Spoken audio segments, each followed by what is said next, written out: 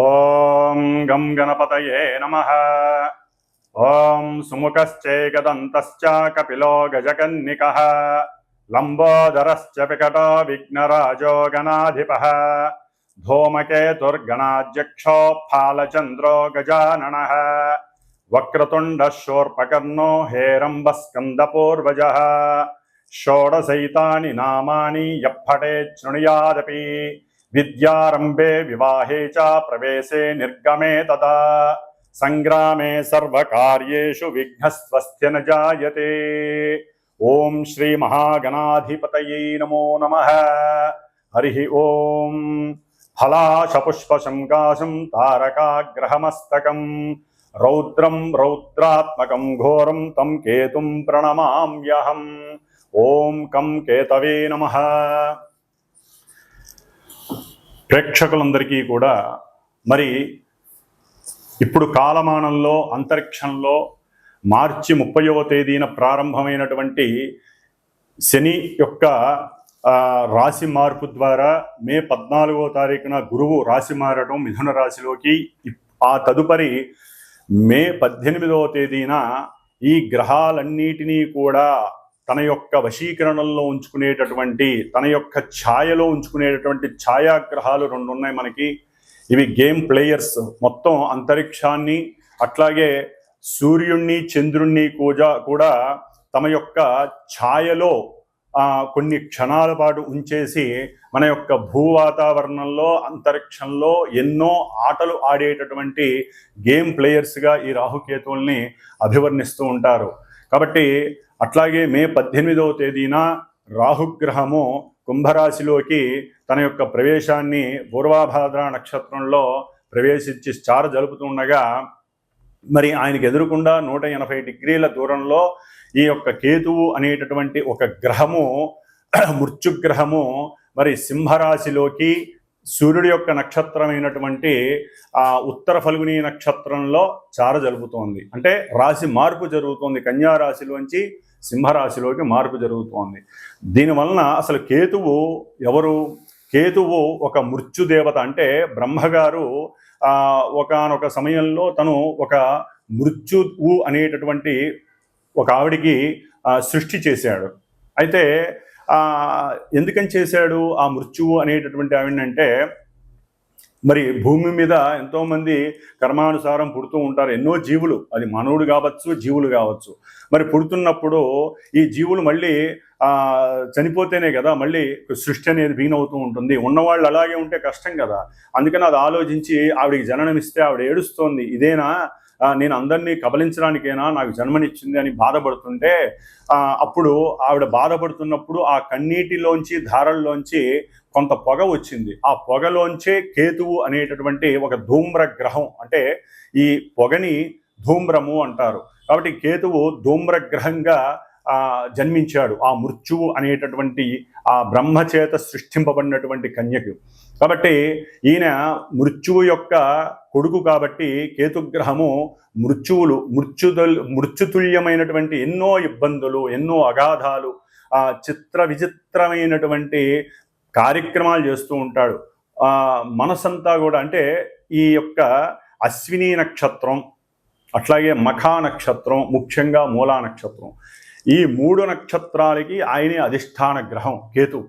కాబట్టి మూలా నక్షత్రానికి ఎక్కువగా ఫోర్స్ఫుల్గా ఉంటుంది. ఒకందుకు జాతకంలో ఎవరి జన్మజాతకంలోనైనా సరే మూలా నక్షత్రంలో కనుక పుట్టినట్లయితే, ఆ చంద్రుడు మూలా నక్షత్రంలో ఉన్నప్పుడు పుట్టినట్లయితే వారికి జ్ఞానానికి సంబంధించినటువంటి ఎఫెక్ట్ ఎక్కువగా ఉంటుంది. ఎందుకంటే మనకి జ్ఞానకారకో రాహువు, అట్లాగే మోక్షకారకో కేతువు అన్నారు. అంటే జ్ఞానాన్ని వృద్ధి చేసేటటువంటి వాడు రాహువు అయితే, ఆ మోక్షాన్ని ప్రసాదించడానికి ఎక్కువ మనసుని ప్రేరేపించేవాడు ఎవరయ్యా అంటే కేతువు.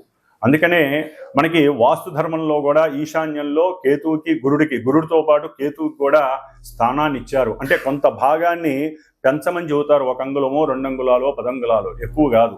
అంటే అది దైవానికి సంబంధించినటువంటి స్థానంగా భావిస్తారు. కాబట్టి ఈ కేతువు విష్ణు అంశ. ఎందుకంటే మనకు ఉన్నటువంటి దశావతారాలు ఉన్నాయి. ఈ దశావతారాల్లో కేతువు ఆ మీనావతార అంశ అంటే సాక్షాత్తు విష్ణుమూర్తి యొక్క అంశతో ఆవిర్భవించిన వాడని అర్థము. కాబట్టి మనకి జాతక చక్రంలో ముహూర్త భాగంలో కానీ నిత్యము కానీ మనకి ప్రతిరోజు రాహుకాలము అని ఉంటుంది. అంటే రాహుకాలము ప్రాంతీయ భావాలను బట్టి మనకి ఉంటూ ఉంటుంది, తమిళనాడులో ఎక్కువగా ఉపయోగిస్తూ ఉంటారు. కానీ కేతుకాలము అని కూడా ఉంటుంది. అంటే కేతుకాలం ఎక్కడా చూడలేదు కదండి, రాహుకాలం విన్నాం కానీ అని మీరు అనుకోవచ్చు. కేతుకాలము అంటే మనకి పంచాంగంలో యమగండ కాలము అంటారు. మరి మృత్యు అంటే యముడే కదండి. కాబట్టి వీళ్ళందరికీ రిలేషన్స్ ఉన్నాయి, సత్సంబంధాలు ఉన్నాయి. వీళ్ళందరికీ కూడా మృత్యుదేవతకు కానీ, కేతువుకి కానీ, యముడికి కానీ, శనికి కానీ అందరికీ కూడా వీళ్ళందరూ కూడా మనుషుల్ని మింగేసేటటువంటి తత్వం ఉన్నటువంటి వాళ్ళు. కాబట్టి ఈ యొక్క కేతుకాలం అంటే యమగండ కాలము అంటారు. ఈ యమగండ కాలంలో సాధ్యమైనంతవరకు పనులేవి ప్రారంభం చేయకూడదని శాస్త్రవచనం. మరి ఈ కేతువు ఏ విధంగా ఉద్భవించాడు? మనం ఆల్రెడీ మనకి అందరికీ కూడా పురాణ గాథ తెలుసు. క్షీరసాగర మథనము, దాంట్లో రాక్షసుణ్ణి స్వామివారు విష్ణు చక్రంతో సుదర్శన చక్రంతో అతని యొక్క శరీరాన్ని 2 ముక్కలు చేస్తే శిరస్సేమో మనకి రాహుకి వెళ్ళిపోయింది. కింద ఈ శరీరం అంతా కూడా మొండెంతో ఉన్నదానికి నాగుపావును పెట్టేసి మరి విష్ణుమూర్తి ఆజ్ఞాపించాడు కేతువును కూడా. వీళ్ళకు కూడా మన యొక్క సప్తగ్రహాలు అయితే నవగ్రహాల్లో ఒక్కొక్క స్థానం ఇచ్చారు. కానీ ఈ రాహుకి కేతువుకి ఒక స్థానం మీద కమాండింగ్ ఉండదు, వాళ్ళకంటూ ఏదీ లేదు. ఓకే, కొన్ని శాస్త్రాల్లో వృషభము ఉచ్చ అని, అట్లాగే రాహుకి ఉచ్చ క్షేత్రం అని, కేతువుకి మరి వృశ్చిక రాశి ఉచ్చక్షేత్రం అని అంటారు. అట్లాగే సింహము మీనము కూడా కేతువుకి పరిపరి మతాల విధంగా, అంటే ఈ యొక్క శాస్త్రాలలో రకరకాలుగా సింహరాశి కేతువుకి స్వక్షేత్రమని, అట్లా మీనరాశి స్వక్షేత్రం అని అంటారు. మరి ఈ యొక్క రాహుకేతువులు ఈ యొక్క భూమండలంలో ఎన్నో ఉన్నటువంటి మన ప్రకృతి అంతా కూడా వాళ్ళు ఆవరించవేసి సూర్యాస్తమయాన్ని సూర్యోదయాన్ని కమాండ్ చేస్తూ, అంటే కాలాల రూపంగా యమగండ కాలమని, మృత్యుకాలమని, వీళ్ళ మాంది గ్రహాలు, అట్లాగే గుళిక కాలాలు, ఇవన్నీ కూడా చాలా రకాలుగా ఉంటాయి. అయితే ఈ కేతువు అనేటటువంటి వాడు ఎక్కడైతే ఏ రాశిలో ఉంటాడో ఆ రాశి ప్రభావాన్ని ఇస్తాడు, రాహుమాలే. అట్లాగే ఏ నక్షత్రంలో ఉంటే ఆ నక్షత్రాధిపతి యొక్క రాశి ప్రభావాన్ని ఇస్తాడు, ఏ గ్రహాన్ని అయితే ఉంటే ఆ గ్రహాన్ని కూడా ఇస్తాడు. కానీ ఈయన జ్ఞానాన్ని ఎక్కువగా, అంటే మోక్షాన్ని, జ్ఞానం ఉంటేనే కదండి మోక్షం వచ్చేది, లేకపోతే మోక్షం డైరెక్ట్గా ఎవరికి రాదు, అంత ఈజీ కాదు. ఆ జ్ఞానాన్ని ఇవ్వడానికే రాహువు. కానీ కేతువు కూడా రాహువుకి కమాండ్లోనే ఉంటాడు. కానీ ఈ కేతువు ఏమి అంత మంచివాడు కాదండి, మోక్షాన్ని ఇస్తాడు అంతవరకే. కానీ ఆయన పాపగ్రహాలతో కలిస్తే పాపాన్ని ఇంకా రెట్టింపు చేసి మింగేసేటటువంటి తత్వం ఉన్నటువంటి వాడి కేతువు. కాబట్టి ఈ కేతువు యొక్క పరిజ్ఞాన రీత్యా చూస్తే ఎటువంటి కార్యమైన ఆటంకాలు, వ్యాపారస్తులు పూర్తిగా కింద వాళ్ళు పడిపోవడానికి, వ్యాపారంలో పూర్తిగా నాశనం అయిపోవడానికి కూడా ఈ కేతువు కారణం అవుతాడు ఒక్కోసారి. అంటే సరైనటువంటి సాధన లేకపోవటం వల్ల కానీ, వ్యాపారస్తుల్లో కానీ బద్ధకం పెరిగిపోవటం, అందరినీ నమ్మటము, లేకపోతే అవసరం లేని సమయాల్లో పెట్టుబడి పెట్టడము, ఇవన్నీ కేతువు ప్రోత్సహిస్తూ ఉంటాడు. ఆల్రెడీ మొన్నటిదాకా అంటే మే 18 వరకు కూడా ఈ కేతు అనేటటువంటి గ్రహము కన్యారాశిలో ఉండటం ద్వారా మానవుల్లో చాలామందికి ఈ కేతు మహర్దశ కానీ, వారి జాతకరీత్యా కేతు మహర్దశ కానీ, అంతర్దశ కానీ ఇలా జరుగుతున్నప్పుడు, లేకపోతే అశ్విని మఖ మూల నక్షత్రాల్లో జాతకులకు కానివ్వండి, లేకపోతే కొన్ని రాశుల వారికి ఈయన ఉన్నటువంటి స్థానాలు గనక మృత్యుస్థానాలు లేకపోతే దుస్థానాలు అయినట్లయితే ఈయన ఈ యొక్క కన్యారాశికి సంబంధించిన కొన్ని అనారోగ్య స్థితులు కలుగజేసే ఉంటాయి. నర్వస్ మీద బాగా ప్రయోగం జరుగుతుంది. అట్లాగే లోపల జీర్ణకోశానికి సంబంధించిన, పేగులకి సంబంధించిన ఇంటెస్టివ్ డైజెషన్ సిస్టమ్, అంటే అజీర్ణ వ్యాధులు ప్రబలటానికి, ముఖ్యంగా వ్యాపారస్తులకి నష్టాలను కలుగజేయడానికి, వ్యాపార వృద్ధి జరుగుతుంది అనుకుంటే అది కాస్త క్షీణించడానికి ఈ కేతువు చాలా వరకు దోహదపడ్డాడు ఇప్పటి వరకు కూడా. అంటే వినాశకారిగా కొన్నిటి ఉన్నాడు. కొంతమందికి లాభాన్ని కూడా ఇచ్చాడు అనుకోండి, అది వారి యొక్క జాతకరీత్యా ఉన్నటువంటి పరిస్థితులను రీత్యా. కాబట్టి పర్సనల్ జాతకంలో ఈ యొక్క రాహుకేతువులు ఆడే ఆట సామాన్యమైన ఆట కాదు. వీళ్ళు ప్లే బాయర్స్ అని కూడా అనొచ్చు. అంటే మొత్తం ప్లే చేసేస్తారు. వీళ్ళతో ఎవరు కలిసి ఉంటే వాళ్ళ యొక్క ఫలితాలు ఇచ్చేస్తారు. వీళ్ళకంటూ స్వతహాగా నేను ఇదే ధర్మాన్ని అనుసరించాలి అని ఉండదండి. వారు ఏ రాశిలో ఉంటే, ఏ గ్రహం వీళ్ళని చూస్తే, వీళ్ళు ఏ నక్షత్రంలో ఉంటే అట్లా. ఇప్పుడు మరి ఉత్తరా ఫల్గుని అంటే సూర్యుడి యొక్క నక్షత్రంలో మనకి జోడియాక్లో మేషం నుంచి 5వ స్థానం అయినటువంటి సూర్యుడి యొక్క రాశి ఏంటి? సింహరాశి. ఆ సింహరాశిలో కేతు వస్తున్నాడు అంటే అతనికి స్వక్షేత్రం, సాధ్యమైనంత వరకు అతను చెడు చెయ్యడు. కానీ కొన్ని రాశుల వారికి మాత్రం స్థానాల రీత్యా చెడు స్థానాలైతే ఘోరాతి ఘోరమైనటువంటి పరిస్థితుల్ని కేతువు కలుగు చేస్తాడు. మృత్యుతుల్యమైనటువంటి కారకత్వాన్ని ఇస్తాడు ఈయన.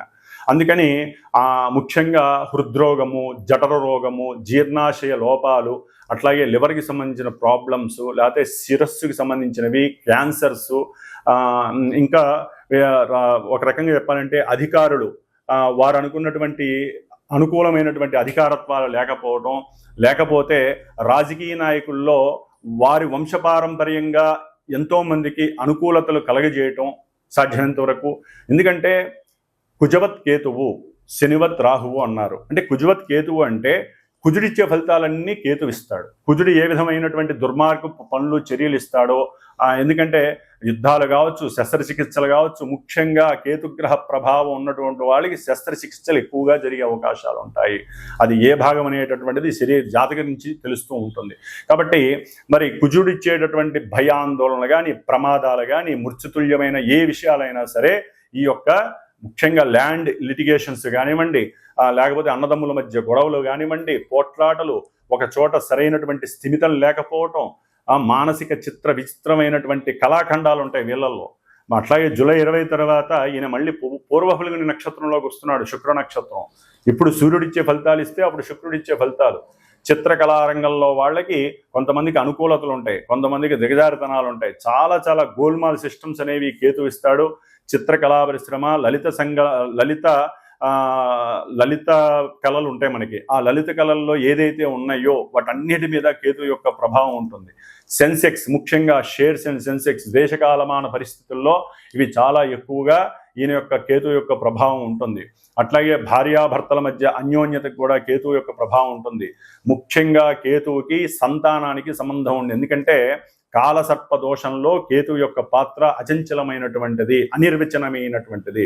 కాబట్టి సంతానం లేనటువంటి వాళ్ళు ఎంతోమంది గణపతిని ఆరాధించుకోవాలి, సుబ్రహ్మణ్యేశ్వర స్వామిని ఆరాధించుకోవాలి. అన్నిటికన్నా ముఖ్యంగా కేతుగ్రహ ప్రభావం ఉన్నవాళ్ళు కేతు యొక్క జపాలని, దానాలని, ముఖ్యంగా హోమాలని చేయించుకోవాలి. గణపతికి సంబంధించిన గకార అష్టోత్తరం కావచ్చు, గరికతో కావచ్చు, దర్భతో కావచ్చు, హోమాలు చేయించాలి. సంతానపరంగా కానీ, విద్యాపరంగా కానీ, బుద్ధి పెరగినటువంటి వాళ్ళు కానివ్వండి, నర్వస్ సిస్టమ్ ఆపరేట్ కానటువంటి వాళ్ళు కానివ్వండి, పక్షవాతం వచ్చిన వాళ్ళు కానివ్వండి, ఒకటి కాదండి, విచిత్రంగా ఉంటాయి కేతు ఇచ్చేటటువంటి పరిస్థితులు. వీళ్ళందరూ కూడా గణపతిని ఎక్కువగా ఆరాధించండి. కేతుగ్రహ ప్రభావం వలన, దానివలన బుద్ధి వికాసము, కూర్చుంటే పూజ చేయాలనేటటువంటి తాపత్రయం పెరుగుతుంది. మోక్ష మార్గానికి మీకు మీరే ఆ దైవాన్ని ఎక్కువగా నమ్ముకోవాలి. కాబట్టి కేతువు సింహరాశిలో ఉండటం చాలా చాలా విశేషప్రదం, కొన్ని రాశుల వారికి తప్ప. కాబట్టి ఈ 12 రాశుల్లో ఏ రాశుల వారికి కేతుగ్రహ ప్రభావం శుభంగా ఉంటుంది, కొంతమందికి ఇబ్బందిగా ఉంటుందో తెలుసుకుంటూ, మరి కేతువుకి సంబంధించినటువంటి మోక్షానికి కానివ్వండి, పూజలకు కానివ్వండి, ఏ పూజలు చేయాలి, ఏ ఆరాధనలు చేయాలో మరి మనం ఇప్పుడు తెలుసుకుందాం. ముఖ్యంగా ఓం కం కేతవే నమో నమః, ఓం గం గణపతయే నమః, ఓం కేతుగణ దేవతాయే నమః. మకర రాశి.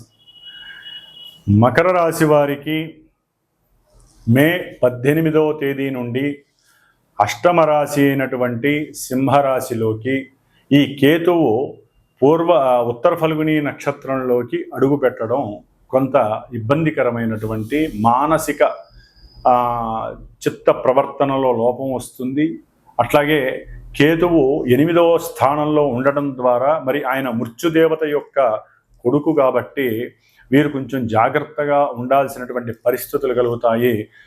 ఎందుకంటే ముఖ్యంగా ఈ యొక్క కేతుగ్రహానికి నక్షత్రాలైనటువంటి అశ్విని, మఖ, మూలా నక్షత్ర జాతకులు మకర రాశి వారు కొంచెం జాగ్రత్తగా ఉండండి.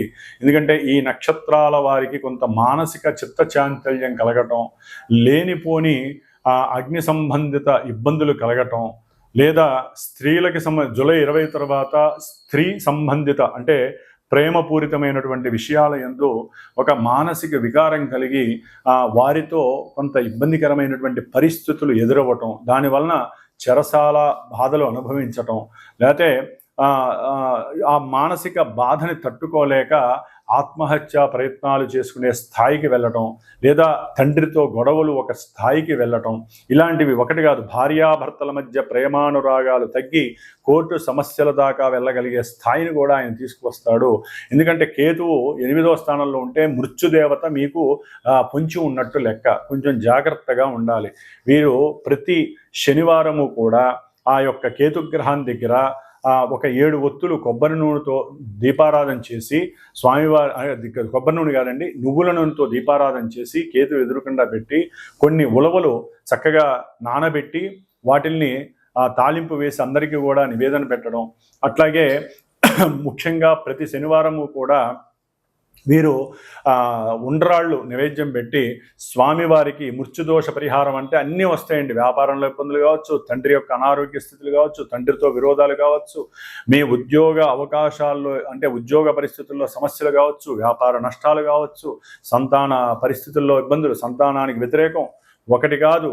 కేతువు అన్ని రకాలుగా చిత్ర విచిత్రమైనటువంటి భయభ్రాంతులు గురి చేసి మీ యొక్క ప్రాణాన్ని మీరు తీసుకునే స్థాయికి తీసుకెళ్లే స్థాయి కలిగిస్తాడు మకర రాశి వారికి.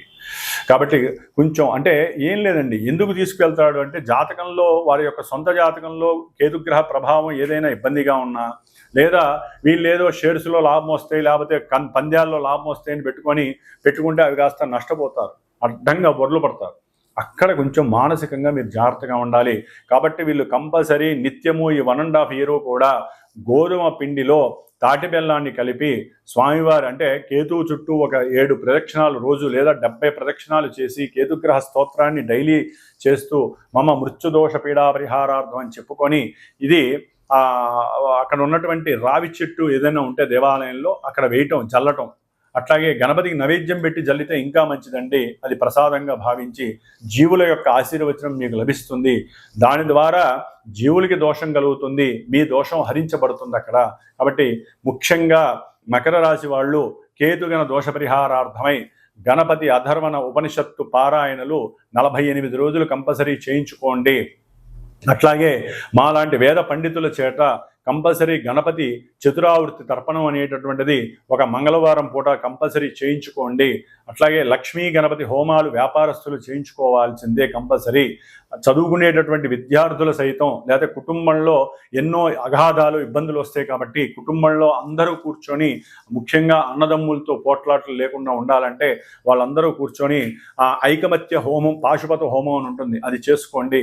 గణపతి ఆరాధన చేయించండి. కేతువుకి సంబంధించిన చిత్రవర్ణమైనటువంటి ఒక బ్లౌజ్ పీస్ తీసుకొని ఉలవలు వేసి దాంట్లో నాగపడిగితో పాటుగా ఆవుని వేసి రాగిపల్లెంలో కేతుగ్రహానికి సంబంధించిన జపం చేయించి బ్రాహ్మణ చేత ఈ దానం ఇవ్వటం, ఇలా ఎన్నో రకాల పరిహారాలు చేస్తే తప్ప వీరికి ఎదురుకుండా వస్తున్నటువంటి మృత్యుతుల్యమైనటువంటి ఎన్నో పరిస్థితులు, మృత్యు అంటే ఒక మరణమనే కాదండి, దానికి సంబంధించి ఎన్నో రకాలైన సమస్యలు వస్తాయి.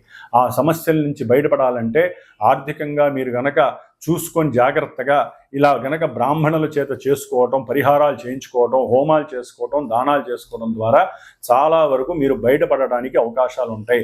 ఏదైనా జన్మజాతక రీత్యా కేతుగ్రహ స్థితి చూసుకుంటూ చేయాలి. మనోచిత్త భ్రమణం ద్వారా వీరు మనస్సుని కంట్రోల్ తప్పుతారు, శరీరం దుర్భరమైనటువంటి పరిస్థితికి వెళ్తుంది. జాగ్రత్త. గణపతే మీకు శ్రీరామ రక్ష.